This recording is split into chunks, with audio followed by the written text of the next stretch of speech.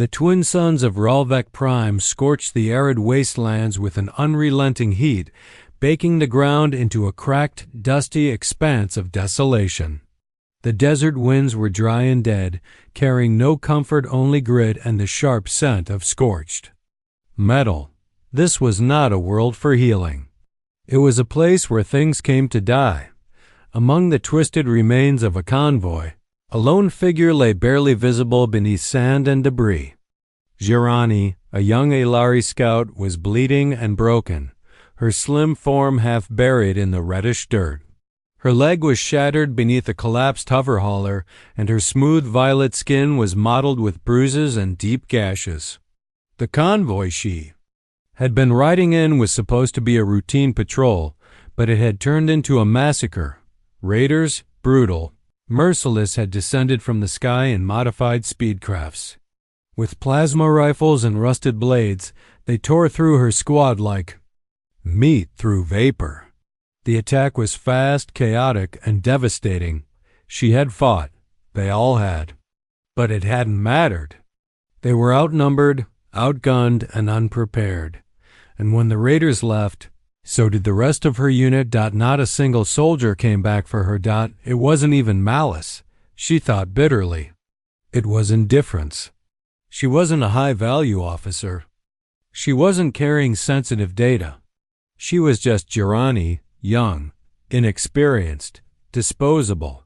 She lay in silence now, the only sound around her the eerie whisper of desert winds slipping between the burned-out husks of vehicles. Her throat was parched. The canteen strapped to her belt had long since spilled its contents when she had been thrown from the transport. Her body screamed with pain every time she tried to shift her weight, and her comm unit, a delicate crystalline model embedded in her wrist, was nothing more than scorched slag. The sky above shimmered. Hours passed. Her breathing grew shallow. The desert, she realized, was not cruel. It simply didn't care. And that was worse. Time slipped into a haze. She stopped expecting rescue. She stopped calling for help. And then something changed. At first, it was just a vibration, distant, rhythmic, not the wind, not an animal, something mechanical. It grew louder, closer, a low growl across the dunes. She summoned a last of her strength to lift her head. Dust clouded her vision, but she saw it, a wheeled transport, sturdy, armored, and old-fashioned, crawling over the dunes toward her position. It wasn't a Lari make. It was crude, blocky, streaked with grime and scars. It didn't float like her people's vehicles. It rolled on thick, brutal treads, the kind built to survive, the kind humans used. The vehicle rumbled to a halt just 10 meters from her. 4. A heartbeat. She feared it was the raiders returning. She braced for a gunshot. Instead, the door hissed open, and a figure stepped out. Human. He was tall, broad-shouldered, and wrapped in sand-resistant armor patched with canvas and thermoweave. His helmet was clipped to his belt, revealing a weathered face lined with sun and grit. He had short brown hair, a rough beard, and the kind of eyes that had seen too many battlefields. He crouched beside her silently. No greeting, no weapon raised. Just action. With a practiced hand, he checked her vitals, administered a pain-suppressant injection, and cut away the wreckage pinning her leg.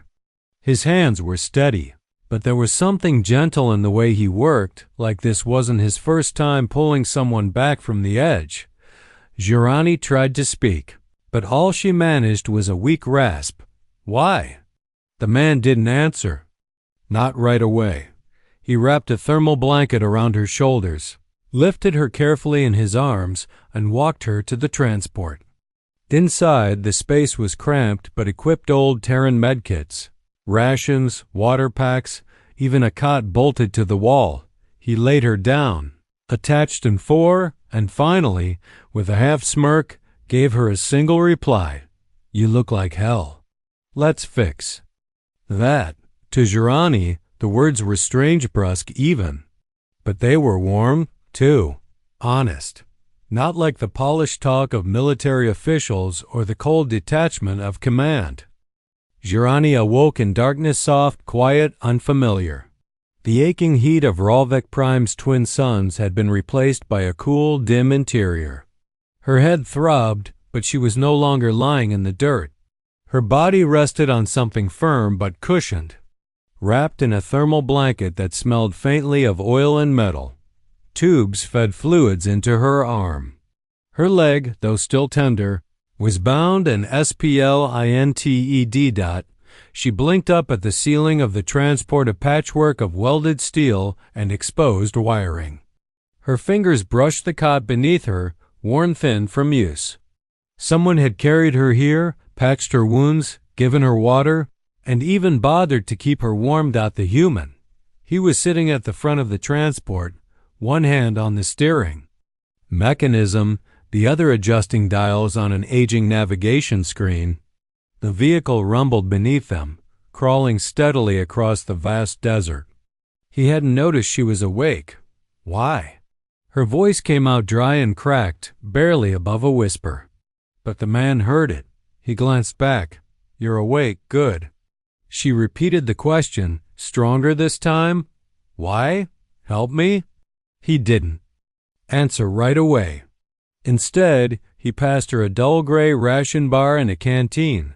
"Eat, drink, then we'll talk." She accepted the food with trembling hands. It was dry and tasteless, but it revived her more than any stimulant. Afterward, she tried again. "You don't know me. You're not one of my people. You didn't have to stop." The human turned down the vehicle's thrumming engine just enough to speak over it. "Name's Grant. Wasn't planning to let someone die in the dust. That's simple." Jirani studied him through narrowed eyes. His armor was worn, patched from years of use. His boots were Terran military issue, but scuffed and faded. The man looked like someone who had seen combat, real combat, but no longer wore a uniform. He wasn't young. Not old, either. Somewhere in that hard-to-place age where you had seen enough to stop asking questions, but not enough to stop caring. She leaned back. "Jirani," she said at last, "Scout, Alari Colonial Defense. Or what's left of it." Grant offered a nod, then returned his eyes to the horizon. Outside the window, Ralvek's landscape stretched endlessly, a broken world of red sand, cracked stone, and metal bones left from decades of failed colonization. "I thought maybe they'd come back for me," she admitted. "Your squad?" She nodded slowly. "Someone, anyone. I kept thinking. Maybe they'd realize I wasn't dead, that they'd scan for survivors." Grant was silent for a long moment. When he finally spoke, his tone was quiet but firm. "Sometimes people do come back. Sometimes they don't. Either way, you're still here. That counts for something." She stared out the window, trying not to let the words sink too deep. She didn't want to admit what she already knew. Her people had left her to die, not out of cruelty, but out of disregard. In their eyes, she was replaceable. Her survival wasn't worth the risk, but to this human, this stranger, her life had been worth the effort. "Are you some kind of soldier?" she asked finally. "You move like one." "Used to be," he replied. "Peacekeeping Corps, Earthside. Been retired a few years. Took this contract to haul supplies between colonies, salvage old wrecks, keep to myself." "So you were just passing through?" "Just so happened I was scanning the wreck fields for usable parts. Caught a thermal signature yours." "Rest is history." Jirani swallowed hard. "And if you hadn't found me, you'd be a skeleton in a month, maybe less." She didn't respond. The weight of that truth settled in her chest. She had accepted death, felt it closing in, and yet now, because of one man's decision, she was alive. It wasn't heroism, not in the grand sense. Grant didn't wear a cape or badge. He wasn't full of stirring speeches or noble declarations. but he had stopped. He had stayed. The journey across Ralvec Prime stretched on beneath twin suns that blazed overhead like merciless sentinels. Grant's vehicle rumbled steadily over sand and stone, each mile carrying them farther from the wreckage Jirani had almost died in. The human didn't speak much, but he didn't need to. His quiet presence spoke volumes. He adjusted her bandages when needed, shared rations without prompting, and ensured her floor was always functioning. It wasn't sympathy. It was duty, the kind people carry without bragging. Jirani spent most of the ride in thoughtful silence. Her leg was stiff but healing. Her body still ached, but it responded now, slowly regaining strength. What weighed heavier than the pain, however, was her mind crushed beneath the burden of what had happened. On the second night, they set up camp between two eroded ridgelines. Grant parked the vehicle and started a small fire using salvaged thermal blocks and dry, alien brush. Jirani sat nearby, her crutch propped beside her, staring into the flickering light. She hadn't spoken since midday. "Talk to me," Grant said finally. "You've been holding it in since we left." She hesitated, then said quietly, "They didn't come back." Grant didn't reply immediately. He just let the fire crackle. "I ran recon for my unit. We were attacked by scavenger raiders, 3 dead in the first blast. I got thrown clear when my transport flipped," she explained, her voice tight with memory. "I sent a distress beacon, waited, watched the skies. But no one came." Grant poked the fire with a rusted metal rod. "Sometimes command decides it's not worth the risk." Jirani looked away, her violet eyes shimmering. "I wasn't even a soldier to them, just a scout. They must have thought I was already dead." He didn't try to argue. She appreciated that. There was no, "maybe they did what they had to" speech. No attempt to justify abandonment. "You've seen this before, haven't you?" she asked. Grant nodded. "Yeah, too many times." "Doesn't make it easier." A heavy silence followed. Jirani drew her blanket tighter. After a while she asked, "Why do you even care? You don't know me. I'm not even human." Grant looked at her, his expression unreadable.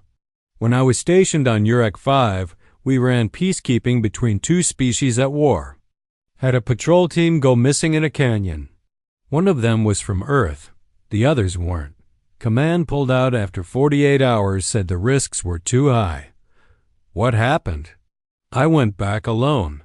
Found 1 survivor, not the human. She was Velaria race we barely trusted. I carried her 5 miles through enemy lines." He paused. "Didn't do it because she was Velari. Did it because she was alive." Jirani studied him for a long time. "You're not what I expected." "Most people don't expect much from humans until we're bleeding for them." They shared a quiet laugh. It was brief but real. As the fire dwindled, Jirani finally felt the knot in her chest begin to loosen. She wasn't healed. Not completely. But something inside had shifted. That night, she slept better than she had in days. The next morning, they continued through the desert. The terrain turned rockier, dotted with ancient satellite dishes and collapsed relay towers from earlier colonization attempts.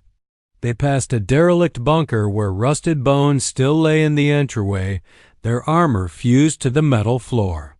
Ralvec Prime had known death long before Jirani arrived.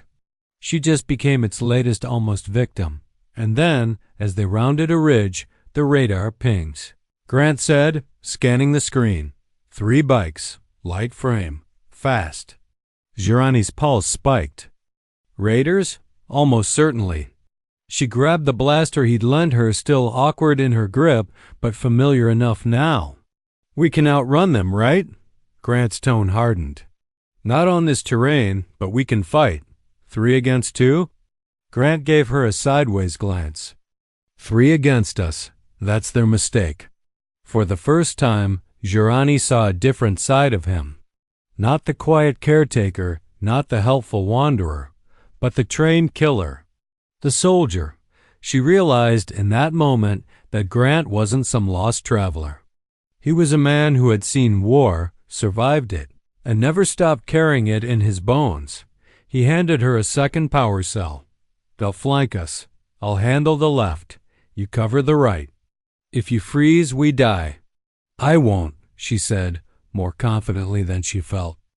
Dawn on Ralvik Prime arrived not with warmth or comfort, but with a blistering wind and the sharp, blinding glare of twin suns piercing the sky. The desert didn't wake so much as it stirred restlessly like a predator about to strike. And as Grant's transport idled between wind-scoured rocks, that strike came. The first shot tore through the silence like a blade and energy bolt that sizzled past the vehicle's hull, punching a smoking crater into a nearby ridge. Grant didn't hesitate. In one motion, he shut off the engine, dropped into a crouch, and shoved Girani down behind a crate of supplies. The human moved with deadly precision. His rifle was in his hands before she could blink. "3 of them," he said, peeking. "Over the ridge, 2 with rifles, 1 with a plasma lance. All on hoverbikes. They're circling." Girani's heart thundered. Her leg ached with every movement, but she forced herself upright. She clutched the blaster Grant had given her the night before. It suddenly felt heavier. "Do they know we're armed?" she asked. "They will in 30 seconds. Another shot rang out, striking the ground just behind them. The impact sent up a spray of red dust and shattered stone. Grant adjusted his rifle sight. "They'll try to flush us out, make us move, then pick us off. It's what I'd do if I were them." "You say that like you've been on both ends of it." "I have." Girani swallowed hard. Her hand trembled slightly as she gripped the blaster. "What do I do?" Grant glanced at her, assessing. "You cover the right flank. Wait until they get within 20 meters. Aim center mast chest or engine core. Don't aim for heads unless you're calm. And above all, don't hesitate." She took a deep breath. Right flank, 20 meters. No hesitation. The bikes crested the ridge. Blades of sand kicked up as the raiders descended, their engines howling like tortured beasts. The riders wore mismatched armor, their faces hidden behind scavenged helmets. One whooped a war cry as he fired blindly in their direction. Grant popped up from cover and squeezed off a trio of shots. One bike veered sharply, the rider slumping forward with a smoking hole in his chest. Girani ducked as return fire lashed over her head. Rocks exploded inches from her. The second bike looped wide, approaching her side. The rider angled toward her, plasma lance humming with unstable energy. She froze for a split second, then remembered Grant's voice. "Don't hesitate." She stepped from behind the crate, blaster raised. The rider didn't expect her to expose herself so boldly. She fired. The bolt struck the bike's side panel and sparks erupted. The vehicle spun out, crashed sideways, and rolled. The rider was flung through the air, landing with a sickening crunch. One left. Girani ducked as more fire scorched past, then saw Grant move fast, efficient, almost invisible. Against the rock.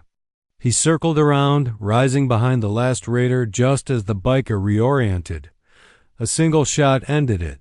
The last raider tumbled from his bike before his body even hit the sand. For a moment, there was only silence, broken only by the soft whine of cooling energy weapons and the dying growls of bike engines sputtering out. The fight had lasted less than 3 minutes. Girani collapsed behind cover, heart hammering. The blaster nearly fell from her fingers. Grant approached, rifle still in hand, eyes scanning the horizon for signs of more trouble. When he was sure the area was clear, he slung the rifle over his back and knelt beside her. "You okay?" She nodded, breathing hard. "I shot him." "You saved us," he corrected. Girani blinked. "I was so scared." "Good. Fear keeps you alive. But you acted through it. That's what matters." She looked at the wreckage. The smell of scorched metal and burning circuits filled the air. Will more come? Maybe, Grant said. But they'll think twice before they mess with us now. Girani stared at him. You could have left me behind again. Slowed you down. Made you a target. He met her gaze without flinching. If I left you, I wouldn't be me anymore. There was no bravado in his voice, no heroism, just certainty. The kind that made her believe him. After the ambush, the rest of the journey was quiet, but not peaceful. Girani and Grant didn't speak much as they rolled across the final stretch of Ralvik Prime's wasteland. Silence hung between them, not out of tension, but understanding. They had fought side by side, bled in the dust, and emerged from fire together. That changed people. That bound people. Girani's wounds were healing. The leg still ached, but the swelling had gone down. The burns had begun to scab. She could walk now, at least short distances, though she still needed the crutch. But something inside her had shifted more profoundly than her body. She didn't just feel like a survivor. She felt like a fighter, and part of her didn't know what to do with that. Grant, on the other hand, was the same steady, silent, watchful. He drove with one hand on the wheel and his rifle within easy reach, always alert, always ready. She wondered if he'd ever let himself not be ready. Or if, after everything he'd seen, that version of himself had been buried too deep to dig up again. By the fourth day, the desert began to change. The barren red dunes flattened into hard-packed salt pan. Then came the scrub fields, dry but alive, dotted with wind-blown structures and solar towers. On the horizon, a cluster of low metallic buildings emerged, gleaming beneath the twin suns. A human colony. Girani pressed her hand to the window as they approached. It wasn't large, no more than 100 people, judging by the perimeter lights and dust trails, but it pulsed with life. She saw technicians working on towers, children playing with drones, even a small shuttle parked outside what looked like a field hospital. Her chest tightened. The last time she'd seen such a place, it was in ruins. Now it felt like a world away. As they entered the gates, people greeted Grant with nods or brief salutes. They knew him here, respected him. A few clapped him on the shoulder or handed him cooling packs for the vehicle. Trouble? One man asked, eyeing the patched blaster marks on the transport's hull. Grant just replied, the usual. Girani was taken to the colony's clinic, where Terran medics scanned her leg, updated her bandages, and offered her real food, a warm meal, fresh water, and a clean bed. She should have felt relief, gratitude, but instead she felt strangely untethered. For the first time in days, she wasn't fighting to survive. The adrenaline was gone. The mission, if it had existed, was over. The human who had saved her was already prepping his vehicle to leave again. She watched him from the clinic window. He worked quietly, loading supplies, repairing one of the shattered headlamps, checking his power cells. A man without roots. Always moving. Girani limped outside and crossed the dusty lot toward him. He looked up as she approached, wiping grease from his hands. They fixed you up, he said. They did, she replied. But they aren't you. Grant raised an eyebrow. That's a compliment, I think. Girani hesitated, then asked, where are you going next? He shrugged. There's a distress beacon out near the Barlock Flats. Could be a trap. Could be nothing. Could be someone like you. Alone? Always. She shifted her weight, steadying herself on her crutch. What if I came with you? Grant frowned slightly, not out of disapproval, but genuine surprise. You sure about that? I was left behind, she said. And you didn't walk away. I don't want to be someone who walks away either. Not anymore. Grant studied her for a moment longer, then nodded slowly. All right. But this isn't a rescue mission. This is survival. every day. I've had worse. Fair enough.